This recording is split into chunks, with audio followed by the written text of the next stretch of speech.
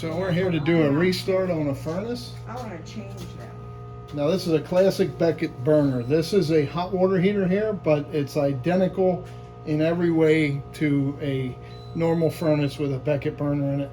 The only time this won't hold true what we're about to do would be if you had a Webster pump or a Raiolo burner.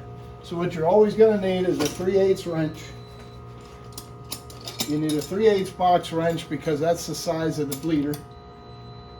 I always keep 3 or 4 on hand. You're going to need a small container and a rag just to clean up. So Beckett burners will typically have an A pump on the side. This is an A pump right here. You can tell an A pump, they have 4 bolts on them that hold the side cover on. By the way, underneath these 4 bolts is a screen. It's always a good idea to clean that screen at least once a year. The fuel oil comes in through this line into the pump, so cleaning that screen is a great idea. You have to stop by either our place, Bamberger's, or an HVAC supply house and get a new gasket for in here. The gasket is critical because you don't want to suck in air if you'd have a leak on this. And anyway, right here on a 45-degree angle is the bleeder.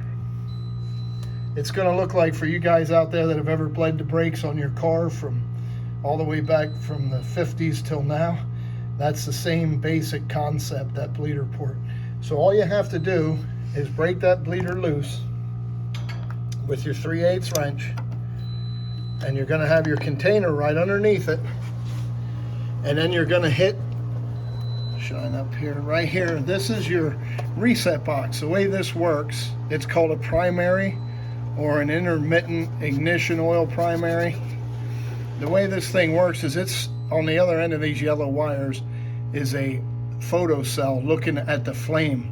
If it doesn't see a flame once it's running, you have 15, 30, or 45 seconds and it's going to time out. If you look right here, this one, lockout time is 45 seconds. So if you don't have a flame going within 45 seconds of hitting that button, it's going to time out. So what we're going to do is break this bleeder loose, and it's lefty-fefty. We're going, that's, well, depending on how you're looking at it, clockwise, but just go the way you would to loosen a bolt.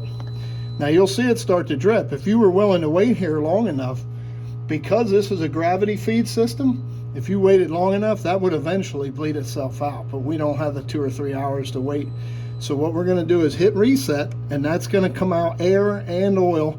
And you know it's air and oil because it'll be whitish, like foamy. Once you hit good, clean red oil, you're done. See how it's white and a little bit of black? That's from putting oil in the tank because she ran out. Now you see it's pretty solid, although it's pretty dirty, so I'm going to let it run a second. Once I tighten it, now you may not have heard that because this thing's so quiet, but as soon as I tighten that bleeder, the burner turned on.